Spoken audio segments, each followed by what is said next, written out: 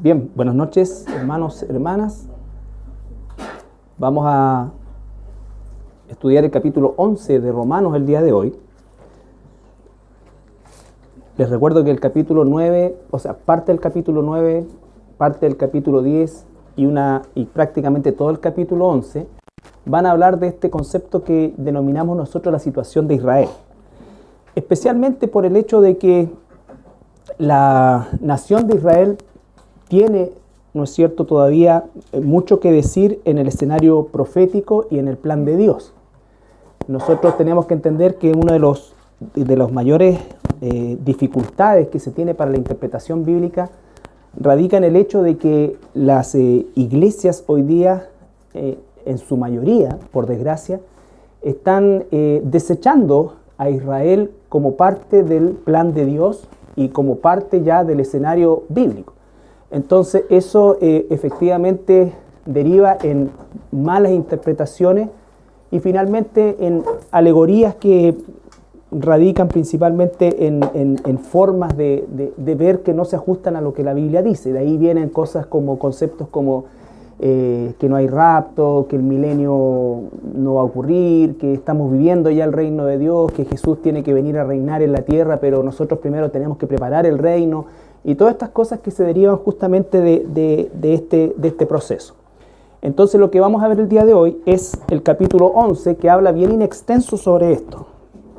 Hemos reiterado nosotros casi de manera majadera la importancia vital de considerar a Israel dentro, por supuesto, del plan de Dios. Ahora, no estamos buscando judaizar la iglesia bajo ningún punto de vista, porque eso sería una herejía, pero sí es necesario que la iglesia entienda los procesos que Dios también tiene con Israel, porque de esa manera va a entender los procesos que tiene con nosotros también. Entonces vamos a leer primero el capítulo 11, los primeros 10 versículos.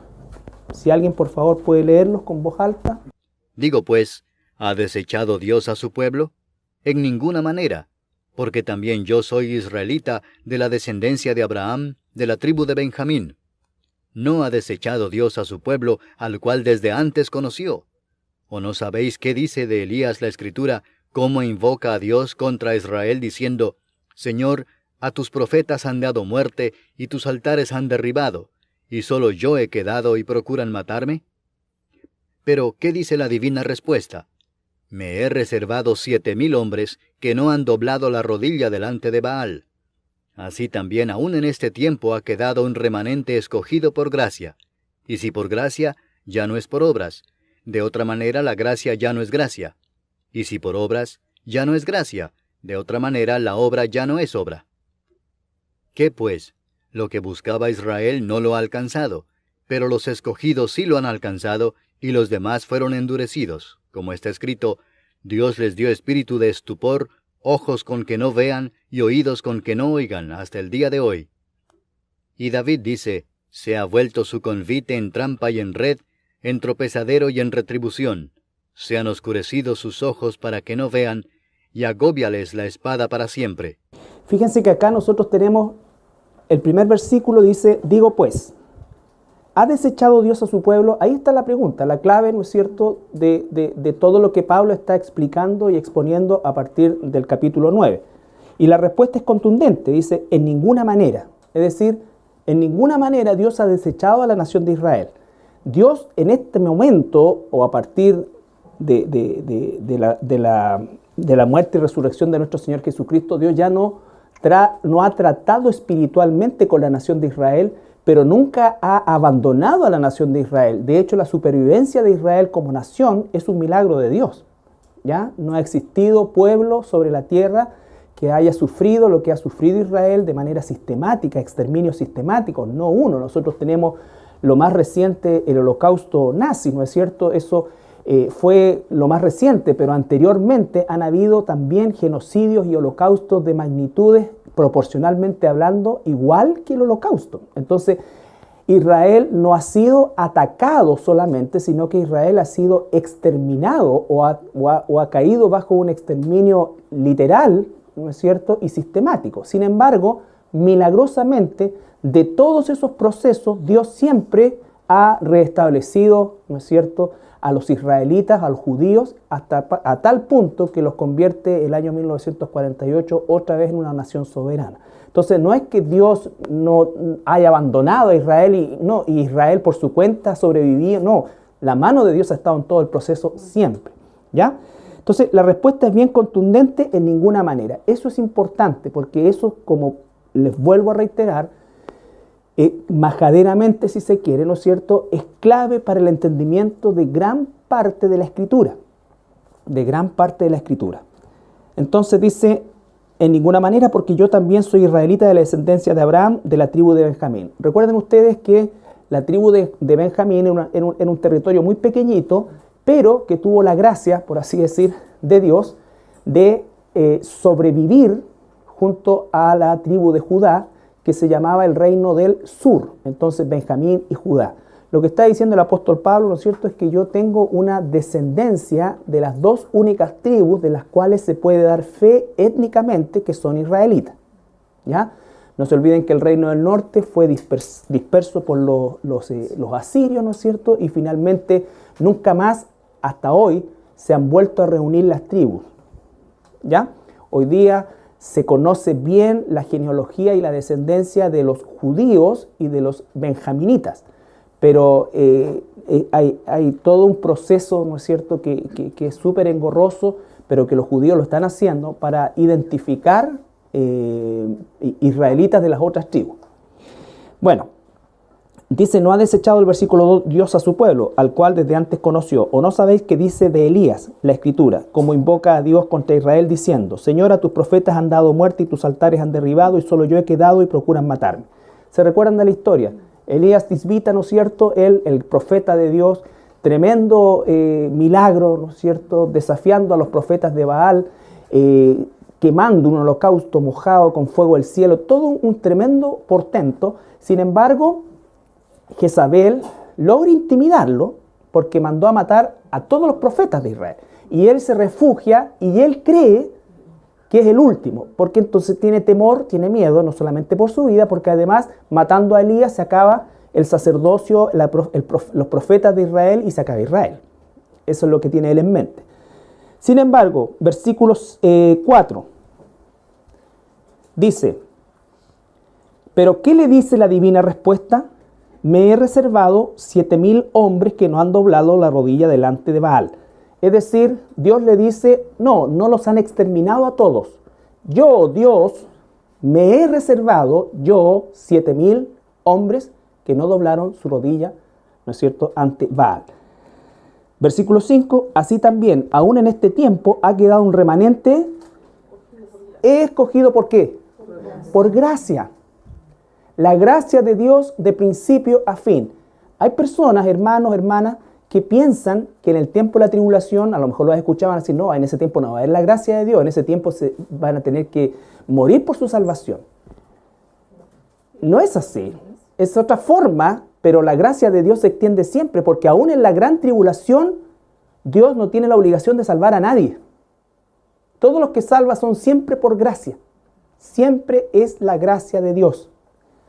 Estos 7,000 hombres no doblaron su rodilla solamente por gracia de Dios. Y si estamos hablando de descendencia, ¿no es cierto?, es casi seguro, la Biblia nos lo dice, que por lo menos habían 7,000 mujeres. Porque si no, ¿cómo habrían tenido descendencia los profetas? ¿Ya? Entonces, perdón, así también aún, versículo 5, en este tiempo ha quedado un remanente escogido por gracia. Y comienza a explicar, dice: y si por gracia, ya no por obras. ¿No es cierto? De otra manera la gracia ya no es gracia, y si por obra ya no es gracia, de otra manera la obra ya no es obra. Y ahora dice el versículo 7, ¿qué pues, otra vez, en signo de interrogación, lo que buscaba Israel, en términos generales, no lo ha alcanzado, punto y coma, pero, ¿quiénes? Los escogidos sí lo han alcanzado. He ahí otra muestra gigante de la soberanía de Dios. Los escogidos sí lo han alcanzado y los demás fueron endurecidos. ¿Explica Dios eso? No, lo está diciendo. Solamente. Versículo 8. ¿Quién puede leer el versículo 8?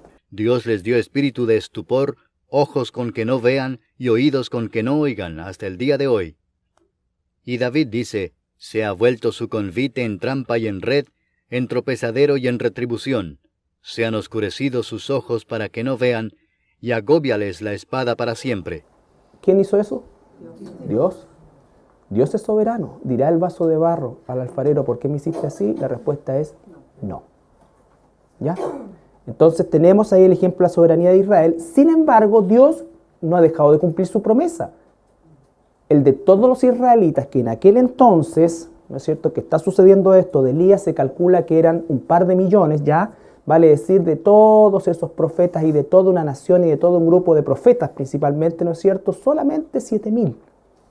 Un segmento pequeñito, ¿ya? ¿Que fue salvado por obra? No, por gracia. Siempre por gracia, ¿ya? Entonces, vemos la soberanía de Dios en eso y vemos la promesa de Dios cumplida también a su pueblo. ¿Por qué? Porque Él se dejó un remanente. Después, versículo 11 al 20, por favor. Digo pues, ¿han tropezado los de Israel para que cayesen? En ninguna manera, pero por su transgresión vino la salvación a los gentiles para provocarles a celos. Y si su transgresión es la riqueza del mundo, y su defección la riqueza de los gentiles, ¿cuánto más su plena restauración? Porque a vosotros hablo, gentiles, por cuanto yo soy apóstol a los gentiles, honro mi ministerio, por si en alguna manera pueda provocar a celos a los de mi sangre y hacer salvos a algunos de ellos. Porque si su exclusión es la reconciliación del mundo, ¿qué será su admisión sino vida de entre los muertos? Si las primicias son santas, también lo es la masa restante, y si la raíz es santa, también lo son las ramas. Pues si algunas de las ramas fueron desgajadas, y tú, siendo olivo silvestre, has sido injertado en lugar de ellas, y has sido hecho participante de la raíz y de la rica savia del olivo, no te jactes contra las ramas, y si te jactas, sabe que no sustentas tú a la raíz, sino la raíz a ti. Pues las ramas, dirás, fueron desgajadas para que yo fuese injertado. Bien, por su incredulidad fueron desgajadas, pero tú, por la fe, estás en pie. No te ensoberbezcas, sino teme.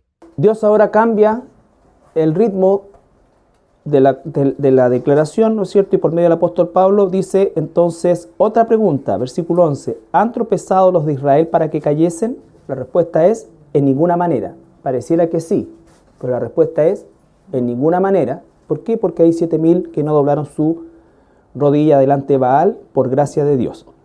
Y comienza ahora a hacer la aplicación de esta situación de Israel por causa de los gentiles que somos nosotros. Dice, y si su transgresión, versículo 12, es la riqueza del mundo y su defección, la riqueza de los gentiles, ¿cuánto más será qué cosa?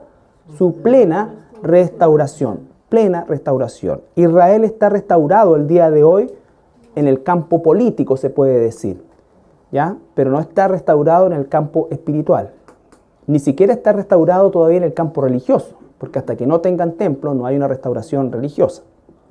Entonces hay hoy día una restauración parcial, pero está hablando aquí la palabra de que hay una plena restauración. Recuerden la pregunta inicial, ¿ha desechado Dios a su pueblo? La respuesta es no, y aquí está entregando los argumentos. Entonces después dice, por cuanto a vosotros hablo gentiles, por cuanto yo soy apóstol a los gentiles y honro mi ministerio, y habla, ¿no es cierto?, de que si en alguna moneda pueda provocar a celos los de mi sangre y hacer salvo a algunos de ellos, labor de evangelista. Versículo 15, porque si su exclusión es la reconciliación del mundo, ¿qué será su admisión sino vida de entre los muertos?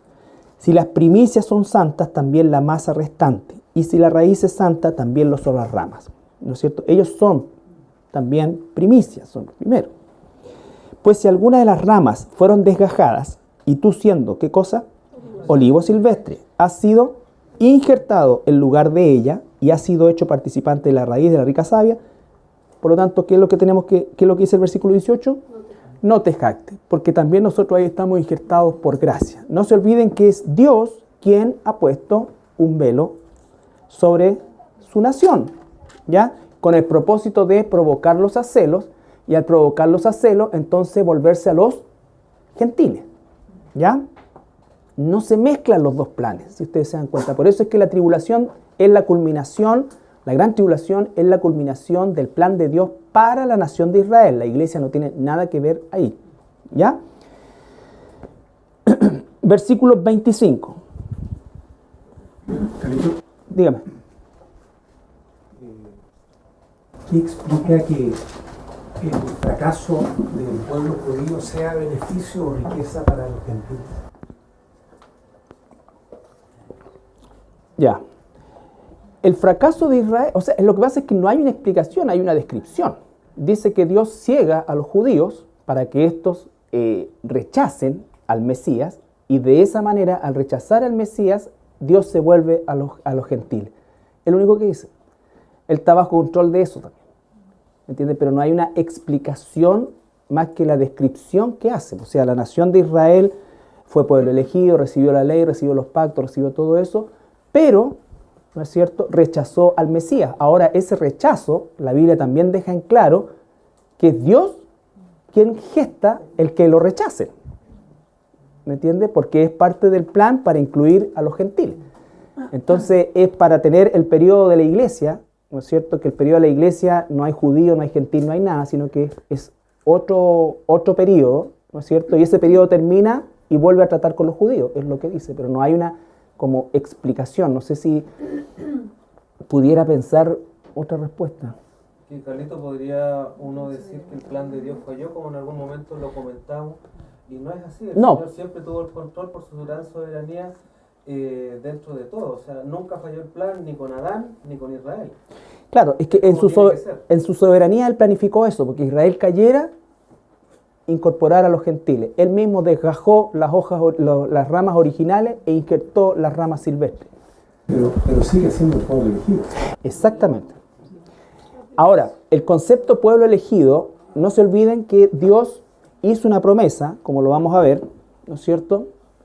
Hizo promesa a Abraham, le hizo una promesa territorial, de carácter eterno, un pacto eterno. Hizo a Isaac, le repitió esa promesa, y a Jacob le incluyó el pacto étnico, vale decir que de su simiente vendría el Mesías. Entonces, desde ese punto de vista, la nación de Israel como nación, no todos los individuos, porque no todos los individuos de Israel son salvos, y Pablo mismo dice, no por nacer en Israel automáticamente eres salvo, la salvación siempre es prerrogativa de Dios, ¿no es cierto? Y Él es el que siempre deja un remanente. De hecho, el gran porcentaje de los judíos o israelitas que han existido a lo largo de la historia no han sido salvos. No han sido salvos. Al igual que la gran cantidad de seres humanos que han existido en la historia, la gran mayoría de ellos no ha sido salvo. Siempre Dios opera en función de un remanente, tanto la iglesia, tanto los judíos, tanto los antiguos, antes de la ley, con ley, en la tribulación. Entonces, siguen siendo desde el punto de vista de las promesas y de los pactos, que no son para nosotros, porque nosotros somos hijos de Abraham por causa de la fe, no de la etnia ni de la descendencia territorial. Para nosotros no nos está prometida la tierra de Israel, porque nosotros como iglesia somos ciudadanos del cielo, dice. Nuestra ciudadanía está en los cielos. Sin embargo, Israel sigue en pie las promesas que van a ser eternas, porque durante el milenio va a haber una restauración del territorio, todo se va a restaurar de manera perfecta, hermosa, y va a llegar a un punto en que todo eso se va a volver a destruir, o se va a destruir ahora ya de manera definitiva, y lo que va a descender del cielo dice que es la nueva Jerusalén. O sea, nunca se pierde el nombre de Jerusalén, que va a tener igual las 12 puertas, las 12 columnas, y todo lo que en definitiva definía el concepto del templo. Entonces, efectivamente, los pactos con Dios son de carácter eterno, eterno. ¿Ya? Leamos el versículo 25 al 29. Porque no quiero, hermanos, que ignoréis este misterio, para que no seáis arrogantes en cuanto a vosotros mismos, que ha acontecido a Israel endurecimiento en parte, hasta que haya entrado la plenitud de los gentiles. Y luego todo Israel será salvo, como está escrito, vendrá de Sión el libertador, que apartará de Jacob la impiedad. Pausa. Cuando dice todo Israel, nosotros ya a esta altura tenemos que entender qué cosa. Que no son todos. Que no son todos los que nacen en Israel, sino que todo lo que Dios considera un remanente. que en el tiempo de Elías fueron esos 7.000, que después van a ser 144.000, más todo lo que él determine en un momento determinado conforme a su voluntad. ¿Ya? A su voluntad.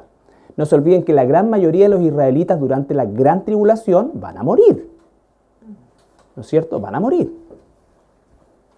Carlito, en alguna oportunidad explicaste que el pueblo judío, estos 7.000 que no hincaron su rodilla a Baal, más los gentiles elegidos por gracia, en su conjunto conforman el pueblo elegido, ¿no? No, o sea, todos fueron elegidos por gracia en ese sentido. No, lo que dije fue que seguramente deben haber habido también a lo menos 7.000 mujeres, ¿no es cierto?, para entender el término descendencia y principalmente ese, o sea, descendencia, que perdurara la raza, la línea. No me refería a eso. Me refería a que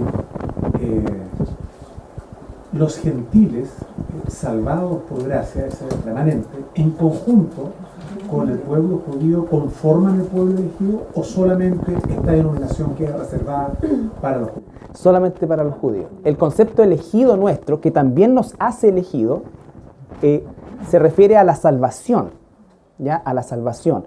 Pero lo que nosotros tenemos que entender, y lo vamos a ver, ¿no es cierto?, en los dos pasajes de todos estos que están aquí, vamos a ver dos nomás, pero ahí se ve la repetición de una palabra, de una expresión que dice para siempre, para siempre, para siempre, para siempre. O sea, Israel nunca dejará de ser, o la, por así decir, la concepción judía del gobierno de Dios nunca va a desaparecer.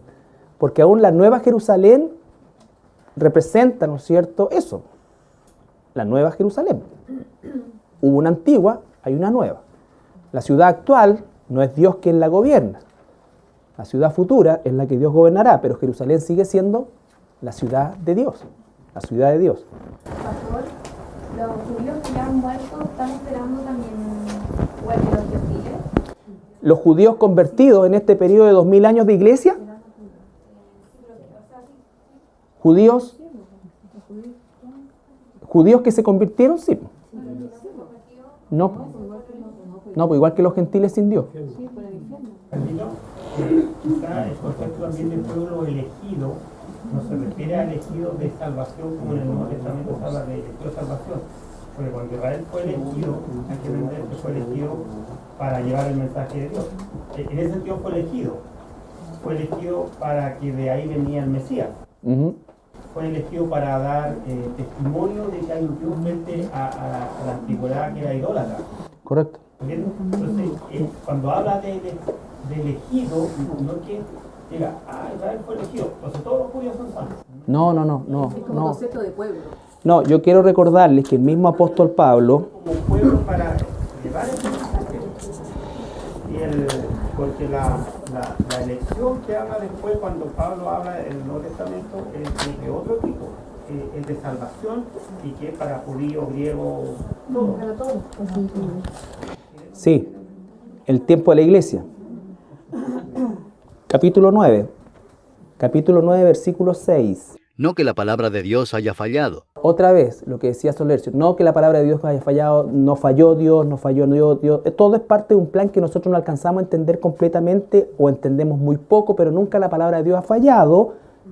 Y dice, Porque no todos los que descienden de Israel son israelitas, versículo 7, ni por ser descendientes de Abraham son todos hijos, sino en Isaac te será llamada descendencia.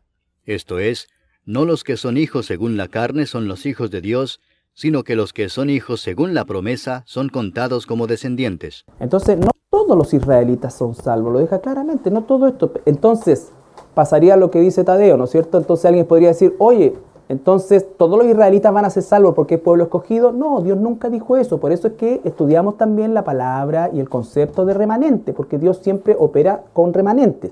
Pero ese remanente, en el caso de Israel, por supuesto, ha tenido la misión de mantener a los judíos vivos. A los judíos vivos. ¿Por qué? Porque Dios va a cumplir sus planes con la nación de Israel y con la ciudad de Jerusalén. Ezequiel 37. Pastor, Dígame. la diferencia entonces entre el pueblo de Israel y nosotros, la iglesia, es que nosotros somos la esposa Israel es el pueblo de Dios. Claro, ¿Nosotros somos pueblo? sí, en el sentido, digamos, de que somos nación santa, pueblo adquirido por Dios, ¿no es cierto? Pero nuestra ciudadanía no está en el Medio Oriente, nuestra ciudadanía está en los cielos, ¿no es cierto? No se olviden que el reino milenial ¿no? es el cumplimiento terrenal de la eternidad. Es para cumplir el plan de Dios para la ciudad, para el país y la nación de Israel. Y cuando cumpla el plan Dios, ¿no es cierto?, para la nación de Israel, en relación a lo que los israelitas no hicieron, finalmente, va a cumplirlo durante el milenio y posteriormente la eternidad va a continuar con un concepto judío. Va a continuar con un concepto judío porque vamos a habitar en la Nueva Jerusalén, van a haber 12 puertas, van a haber 12 columnas, ¿no es cierto? Ezequiel 37. Esto lo vamos a ver porque antes de que lo lea, cuando Ezequiel escribe esto, Ezequiel es un profeta que vivió durante todo el exilio babilonio. Él es el profeta por excelencia del exilio babilonio, ¿ya? Jeremías es antes del exilio y Ezequiel es durante el exilio. Y Ezequiel está profetizando estas cosas en dos condiciones en condiciones que resultan a sus ojos, a su entender humano, absolutamente imposibles. En primer lugar, hacía 500 años atrás los asirios habían dispersado a todas las tribus del norte y ahora ellos, las tribus del sur, se encontraban cautivos en Babilonia y Jerusalén destruido. Al reino del norte se le llamaba también Efraín o José. ¿Se acuerdan? Efraín, José o Israel. ¿Ya?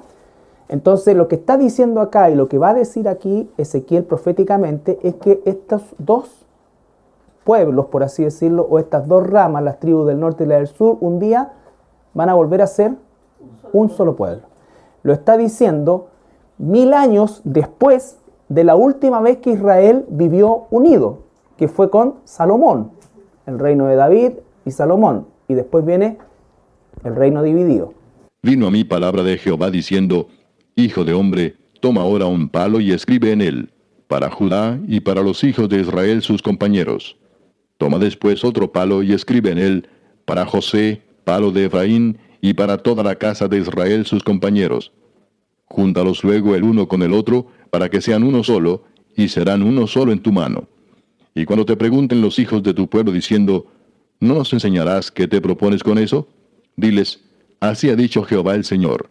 He aquí yo tomo el palo de José que está en la mano de Efraín, y a las tribus de Israel sus compañeros, y los pondré con el palo de Judá, y los haré un solo palo, y serán uno en mi mano. Eso todavía no ha ocurrido. Estamos hablando de por lo menos 2500 años atrás, 25 siglos, y todavía no ha vuelto a ocurrir eso. La última vez que ocurrió fue hace 30 siglos, con Salomón. Y los palos sobre que escribas estarán en tu mano delante de sus ojos, y les dirás, así ha dicho Jehová el Señor. He aquí yo tomo a los hijos de Israel de entre las naciones a las cuales fueron, y los recogeré de todas partes, y los traeré a su tierra. Y los haré una nación en la tierra, en los montes de Israel, y un rey será a todos ellos por rey. Y nunca más serán dos naciones, ni nunca más serán divididos en dos reinos. Ni se contaminarán ya más con sus ídolos, con sus abominaciones y con todas sus rebeliones. Y los salvaré de todas sus rebeliones con las cuales pecaron, y los limpiaré. Y me serán por pueblo, y yo a ellos por Dios. Mi siervo David será rey sobre ellos, y todos ellos tendrán un solo pastor. Y andarán en mis preceptos, y mis estatutos guardarán, y los pondrán por obra. Habitarán en la tierra que di a mi siervo Jacob, en la cual habitaron vuestros padres. En ella habitarán ellos, sus hijos y los hijos de sus hijos para siempre. Y mi siervo David será príncipe de ellos para siempre. Y haré con ellos pacto de paz, pacto perpetuo será con ellos. Y los estableceré y los multiplicaré, y pondré mi santuario entre ellos para siempre. Estará en medio de ellos mi tabernáculo, y seré a ellos por Dios, y ellos me serán por pueblo. Y sabrán las naciones que yo, Jehová, santifico a Israel, estando mi santuario en medio de ellos para siempre. Fíjense cuántas veces se repite la expresión para siempre, para siempre, para siempre. Por supuesto que eso no ha ocurrido. Como decía Andrés, Israel sigue siendo el pueblo de Dios y Dios tiene planes para Israel y Dios no ha desechado a su pueblo. ¿Ya? Les dio una promesa territorial que la va a cumplir, les dio una promesa de gobierno que también lo va a cumplir, de mi siervo David. Cuando Ezequiel escribe esto, David había muerto ya hace 500 años atrás. Ya, hace 500 años atrás, hace 1000 años atrás, o 10 siglos, David ya había muerto. Estamos hablando del 900, 500 años atrás, David ya había muerto. Lo que se está heredando es el trono de la casa de David. Entonces, cuando dice David, mi siervo, se está refiriendo al Mesías. La promesa que recibe María es que reinará en el trono de David. Cuando Jesús le pregunta a los fariseos, ¿de quién es hijo el Mesías? ¿Qué le responden los fariseos? Hijo de David. Y él cita un salmo, ¿no es cierto? Le dice, ¿cómo es que David dice, dijo el Señor a mi Señor, siéntate, siéntate hasta que ponga a tus enemigos por estrado de tus pies? Entonces dice, ¿de quién se está dirigiendo ahí? Dice que los judíos no pudieron responder. Porque los judíos también pensaban que era David literalmente. Y está hablando justamente de el Mesías, que reinará en la casa y en el trono de David, como descendencia real. Por eso Jesús tenía que descender no solamente de la tribu de Judá, sino que de la familia real de David. ¿Ya? Diga. Pero la parte del versículo 21 no se ha cumplido todavía. ¿Cuál? Versículo 21. Repítalo. Y les dirás, así ha hecho Jehová el Señor, he aquí yo tomo a los hijos de Israel entre todas las naciones a las cuales fueron, y los recogeré de todas partes y los traeré a su tierra. Claro, hay un cumplimiento parcial hoy día. Eso ya ocurrió. O sea, ocurrió parcialmente. ¿Por qué? Porque en este momento los que están en Israel son judíos y benjaminitas. Esas son las dos etnias o las dos tribus que se han logrado restablecer porque fueron las que nunca se perdieron. ¿Ya? Las otras no. O sea, de hecho hay esfuerzos gubernamentales gigantescos en millones de dólares. Hay una institución que se llama IGNEA y que se dedica a buscar descendientes de las otras tribus en todo el mundo. Es un proceso que ellos lo están haciendo humanamente, ¿ya? Con sus medios. Pero en algún momento Dios de manera sobrenatural los va a traer. Pero falta esa parte. Y además, territorialmente, la nación de Israel nunca ha poseído toda la tierra prometida, que no se olviden que es desde el río Nilo hasta el Éufrates. Entonces, eso tampoco ha sucedido. Entonces, hay un cumplimiento parcial. Carlito, según la religión judía, ¿no acepta que las promesas de Dios se hagan extensivas a los gentiles? No. Y la religión judía reconoce a Jesucristo como un profeta, ¿sí? Algunos. Ahora hay que hacer una diferencia. Y es que buena esa pregunta y al tiro te doy, Anwar, la... Pastor, dígame. Una pregunta. El pacto que hace Dios con Israel viene de Abraham. Claro. Dios hizo un pacto con Abraham. Entonces ya viene carreando eso hasta que hace, sea con los profetas, creo, ¿no? Entonces, dice en el 26, ahí en el versículo 26, 11, 37, 26, dice, y haré con ellos pacto de paz, pacto perpetuo, será con ellos y los estableceré y los multiplicaré y pondré mi santuario entre ellos para siempre. Ese pacto todavía no se ha hecho, ¿ya? Pero va en función de todos los otros pactos que han habido antes. Claro.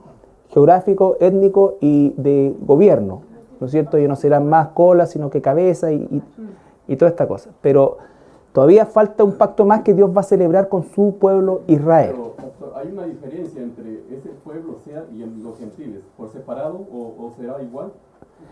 No, pues por separado, con Israel. Claro. Un día vamos a entender cómo se van a juntar. La época de la iglesia es una época que nosotros, no importa si es judío, griego, lo que sea, ¿ya? Pero antes de la iglesia había judíos gentiles, ¿no es cierto? Ahora hay judíos, gentiles y la iglesia. La iglesia es la mezcla entre gentiles de todas partes, claro, exactamente.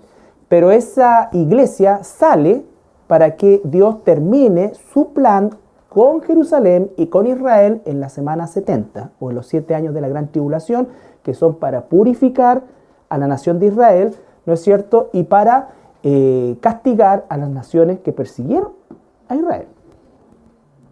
¿Ya? El tema es el siguiente. Los judíos nosotros vamos a hablar primero de los fariseos. Los fariseos para nosotros resultan súper repugnantes en muchos sentidos y lo fueron. Pero ellos, nosotros, esto por favor, entre comillas, tenían los fariseos una cierta justificación. ¿Por qué? Porque ellos tenían todo esto y como 200 promesas más del reino mesiánico. ¿Me entiendes? Entonces ellos tenían, los fariseos de la época, tenían todo esto en su mente y su esperanza estaba puesta en eso. Entonces, cuando aparece Jesús como el Mesías, ¿no es cierto? Obviamente que no encajó con ninguna de las cientos de promesas que ellos tenían de prosperidad para siempre, mi tabernáculo, y nunca más serán colas, serán cabeza, y las naciones se van a postrar delante de usted, y ya, todo eso. Exacto. ¿Y con qué se encuentran? Cambien la mente. Lucas 19, 41 al 44.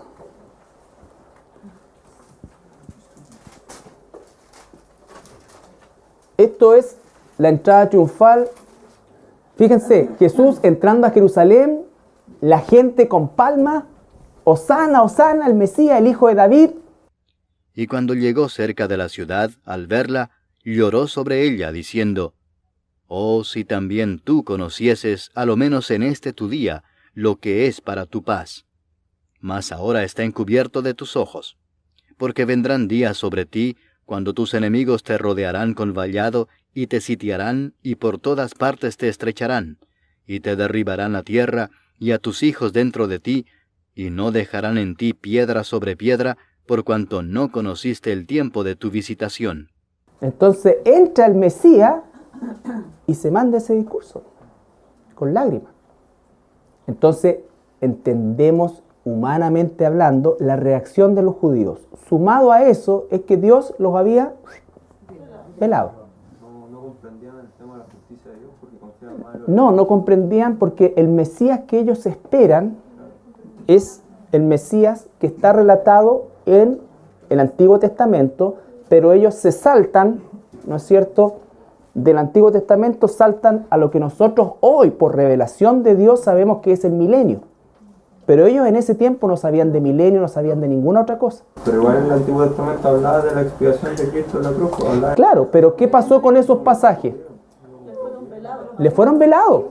Ellos tenían Isaías 53, tenían Jeremías, tenían todo eso, pero les fue velado.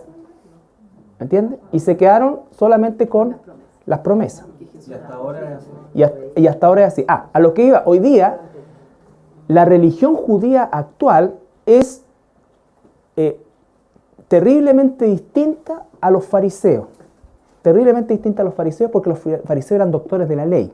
Es cierto que tenían también tradiciones, pero hoy día el judaísmo actual, contemporáneo, hablemos, ¿no es cierto?, del siglo XIX en adelante, hasta hoy, el judaísmo actual tiene la Torá solamente como un elemento, podríamos decirlo nosotros, decorativo religioso. Leen porciones de Torá en el Shabbat, ¿no es cierto?, y en la sinagoga, pero las 3, 4 o 5 horas que pasan los rabinos en la sinagoga pasan filosofando acerca del Talmud, que son todas las tradiciones judías, y entonces ellos comienzan a citar al rabino tanto, todas las genealogías de rabinos y los dichos de los rabinos y la sabiduría de los rabinos.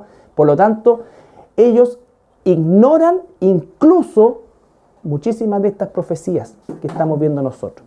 ¿Y los profetas igual lo leen o menos todavía que la Torá? Menos que la Torá. Menos que la Torá. Tú cuando vas, por ejemplo, al muro de las lamentaciones y te metes, ¿no es cierto?, como lo hicimos nosotros como buenos chilenos, donde dice no pasar en tramo,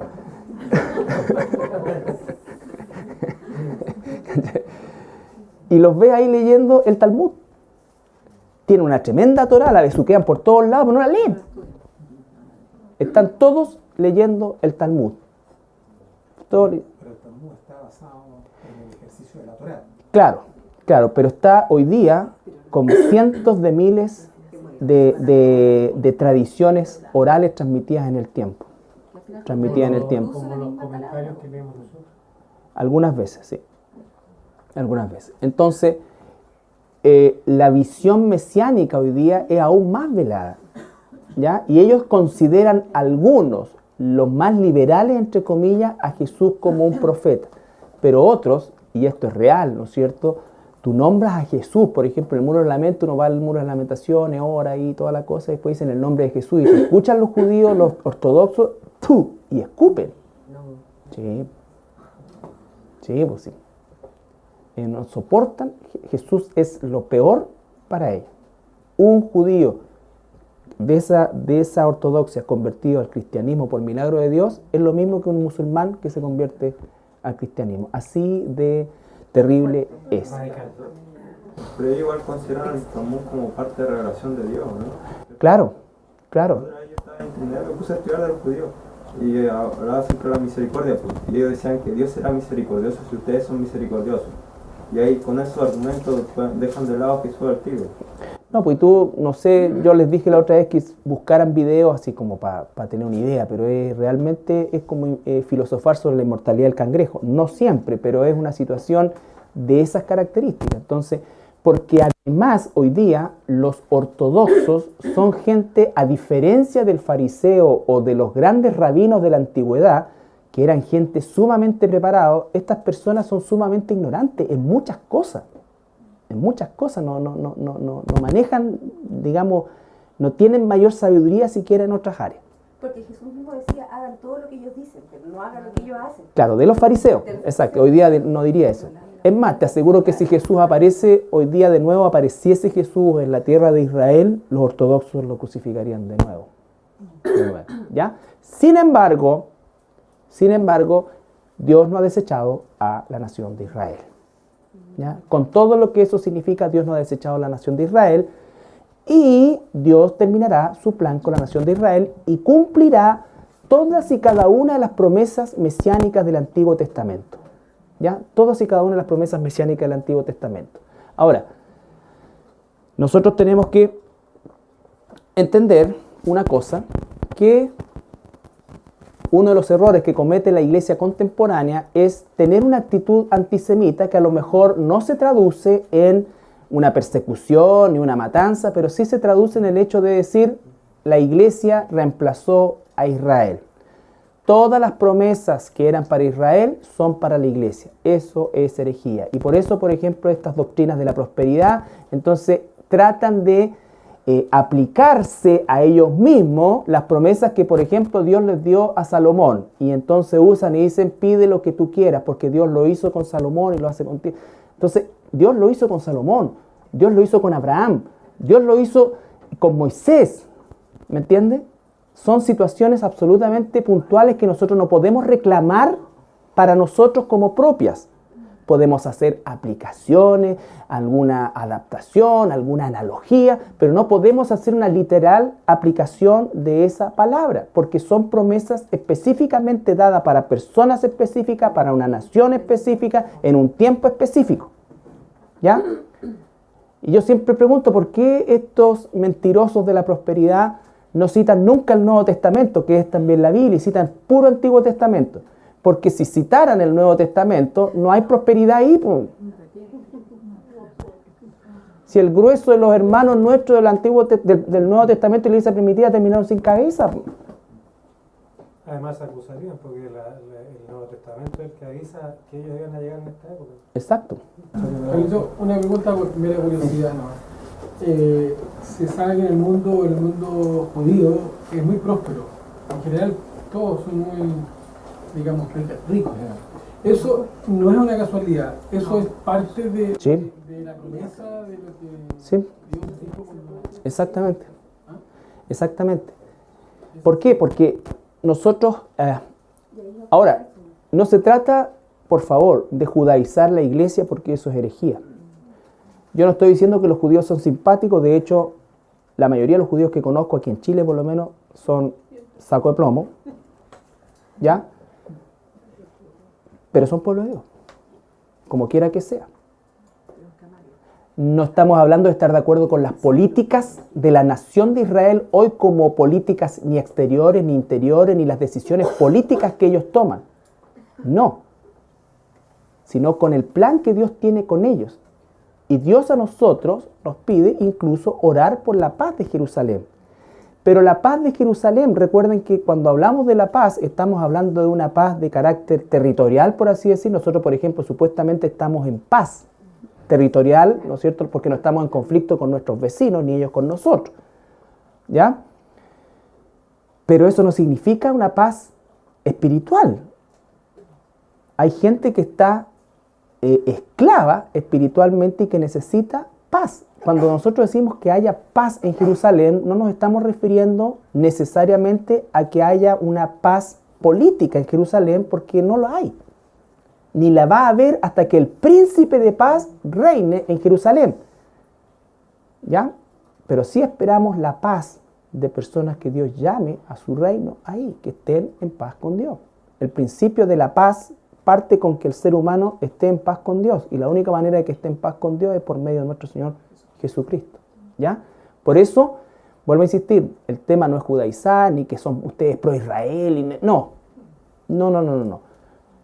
Lo que nosotros tenemos que decir es efectivamente que tenemos que ser obedientes a Dios, y la iglesia no puede tener una actitud antisemita al respecto. ¿Ya? Génesis 12:1-3 es uno de los versículos que nos dice de que los enemigos de Israel son enemigos de Dios. Pero Jehová había dicho a Abraham, vete de tu tierra y de tu parentela y de la casa de tu padre a la tierra que te mostraré. Y haré de ti una nación grande, y te bendeciré, y engrandeceré tu nombre, y serás bendición. Bendeciré a los que te bendijeren, y a los que te maldijeren maldeciré, y serán benditas en ti todas las familias de la tierra. Ya, bendeciré a los que te bendigan y maldeciré a los que te maldigan. ¿Ya? ¿Eso está en pie todavía? Claro que sí, porque el pacto abrahámico no se ha perdido, está en pie. Génesis 27-29. Este pacto abrahámico fue traspasado a Isaac y se confirma con Jacob, porque de Jacob nace la nación de Israel. Cuando Dios le promete esto a Abraham, todavía no existía Israel como nación. Cuando Dios confirma esto con Isaac, todavía no existía Israel como nación. Cuando Dios lo confirma con Jacob, ahí sí comienza, ¿no es cierto?, esta bendición. Sírvante pueblos y naciones se inclinen a ti. Sé Señor de tus hermanos, y se inclinen ante ti los hijos de tu madre. Malditos los que te maldijeren, y benditos los que te bendijeren. Otra vez, ¿no es cierto?, lo vuelve a confirmar. Y ese pacto está vigente, ¿ya? Ese pacto está vigente. Zacarías 2, 8 y 9. Porque así ha dicho Jehová de los ejércitos, tras la gloria me enviará él a las naciones que os despojaron, porque el que os toca, toca a la niña de su ojo. Porque he aquí yo alzo mi mano sobre ellos, y serán despojo a sus siervos, y sabréis que Jehová de los ejércitos me envió. Entonces dice, el que toca a Israel es como que tocaran la niña de sus ojos. Y aquí tenemos que hay una situación bien equivocada, ¿no es cierto?, en una canción que es súper famosa, y dice, yo soy tu niña, la niña de tus ojos, se te muestra una niña, una mujer, ¿ya? No es eso, tiene una teología pésima. Las canciones no solamente tienen que tener un bonito ritmo, sino que tienen que tener una teología correcta, ¿ya? La niña de los ojos este es un ojo, este es el iris. La niña de los ojos es el puntito ese, que es la pupila, ¿no es cierto? Entonces, vista de perfil, ahí está. La pupila es lo que sale externo, finalmente es con lo que vemos, porque es la extensión del nervio óptico. Y se refiere a que cuando tú le vas a punzar el ojo a alguien, hay una reacción normalmente de quitar la mano, ¿no es cierto? Entonces dice, el que se mete con mi pueblo Israel es como que si me fuera a punzar el ojo, yo reacciono, ¿ya? Entonces, los enemigos de Israel también son enemigos de Dios. Nosotros podemos estar en acuerdo o en desacuerdo con muchas cosas de las políticas actuales de la nación de Israel como política, ¿no es cierto?, gubernamental. Pueden algunos estar de acuerdo que haya salido, otra vez Netanyahu no haya salido, pero el tema es que nosotros no podemos tener ni una actitud, ni menos una posición antisemita, porque otra vez, con lo que comenzamos el estudio, el capítulo 11, versículo 1 dice, ¿ha desechado Dios a su pueblo? Y la respuesta es, en ninguna manera, ¿ya? Con esto terminamos el capítulo 11, ustedes lo pueden repasar completo, porque a partir del capítulo 12 se sale del tema de Israel y ya se entra otra vez a la situación nuestra como cristianos y principalmente en lo que se refiere a nuestra conducta como tales, ¿ya? Así que no se olviden de leer el capítulo 12, que lo vamos a ver la próxima semana, y de repasar también lo que hemos visto anteriormente, ¿ya? El año 1948 otra vez en una nación soberana. Entonces no es que Dios no haya abandonado a Israel y Israel por su cuenta sobrevivió, no, la mano de Dios ha estado en todo el proceso siempre, ¿ya? Entonces la respuesta es bien contundente: en ninguna manera. Eso es importante porque eso, como les vuelvo a reiterar, majaderamente, si se quiere, ¿no es cierto?, es clave para el entendimiento de gran parte de la Escritura,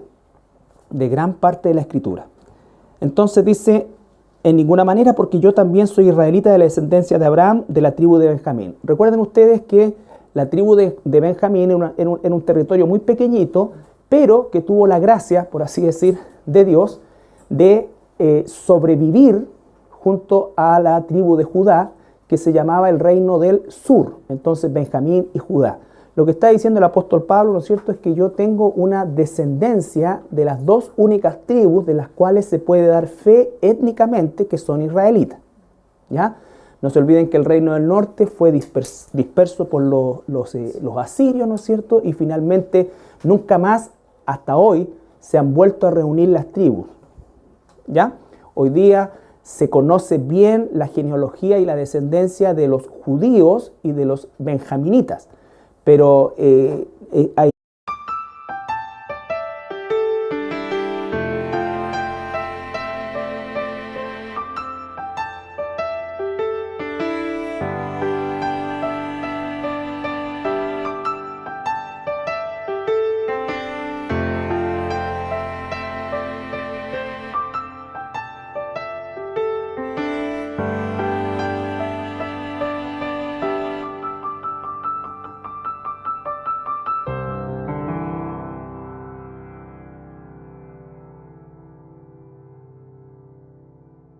Bien, buenas noches, hermanos, hermanas. Vamos a estudiar el capítulo 11 de Romanos el día de hoy. Les recuerdo que el capítulo 9, o sea, parte del capítulo 9, parte del capítulo 10 y prácticamente todo el capítulo 11 van a hablar de este concepto que denominamos nosotros la situación de Israel. Especialmente por el hecho de que la nación de Israel tiene, ¿no es cierto?, todavía mucho que decir en el escenario profético y en el plan de Dios. Nosotros tenemos que entender que una de los mayores dificultades que se tiene para la interpretación bíblica radica en el hecho de que las iglesias hoy día, el primer versículo dice, digo pues, ¿ha desechado Dios a su pueblo? Ahí está la pregunta, la clave, ¿no es cierto?, de todo lo que Pablo está explicando y exponiendo a partir del capítulo 9. Y la respuesta es contundente, dice, en ninguna manera. Es decir, en ninguna manera Dios ha desechado a la nación de Israel.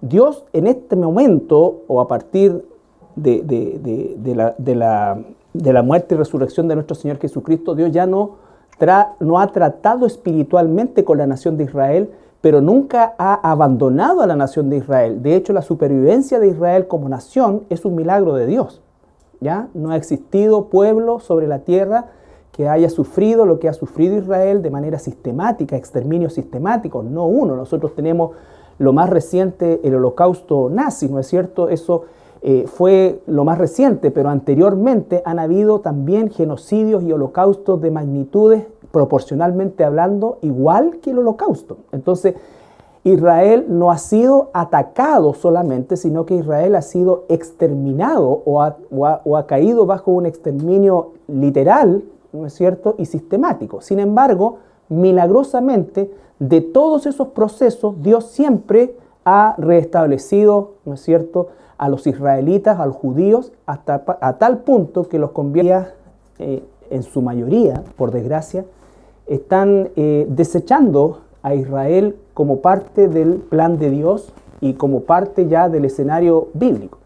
Entonces, eso efectivamente deriva en malas interpretaciones y finalmente en alegorías que radican principalmente en formas de ver que no se ajustan a lo que la Biblia dice. De ahí vienen cosas como conceptos como que no hay rapto, que el milenio no va a ocurrir, que estamos viviendo ya el reino de Dios, que Jesús tiene que venir a reinar en la tierra, pero nosotros primero tenemos que preparar el reino, y todas estas cosas que se derivan justamente de este proceso. Entonces lo que vamos a ver el día de hoy es el capítulo 11, que habla bien in extenso sobre esto. Hemos reiterado nosotros casi de manera majadera la importancia vital de considerar a Israel dentro, por supuesto, del plan de Dios. Ahora, no estamos buscando judaizar la iglesia bajo ningún punto de vista, porque eso sería una herejía, pero sí es necesario que la iglesia entienda los procesos que Dios también tiene con Israel, porque de esa manera va a entender los procesos que tiene con nosotros también. Entonces vamos a leer primero el capítulo 11, los primeros 10 versículos. Si alguien por favor puede leerlos con voz alta. Digo pues, ¿ha desechado Dios a su pueblo? En ninguna manera, porque también yo soy israelita de la descendencia de Abraham, de la tribu de Benjamín. ¿No ha desechado Dios a su pueblo, al cual desde antes conoció? ¿O no sabéis qué dice de Elías la Escritura, cómo invoca a Dios contra Israel, diciendo, Señor, a tus profetas han dado muerte, y tus altares han derribado, y solo yo he quedado y procuran matarme? Pero, ¿qué dice la divina respuesta? Me he reservado 7,000 hombres que no han doblado la rodilla delante de Baal. Así también aún en este tiempo ha quedado un remanente escogido por gracia. Y si por gracia, ya no es por obras. De otra manera la gracia ya no es gracia. Y si por obras, ya no es gracia. De otra manera la obra ya no es obra. ¿Qué pues? Lo que buscaba Israel no lo ha alcanzado, pero los escogidos sí lo han alcanzado, y los demás fueron endurecidos. Como está escrito, Dios les dio espíritu de estupor, ojos con que no vean y oídos con que no oigan hasta el día de hoy. Y David dice, se ha vuelto su convite en trampa y en red, en tropezadero y en retribución. Se han oscurecido sus ojos para que no vean, y agóbiales la espada para siempre. Fíjense que acá nosotros tenemos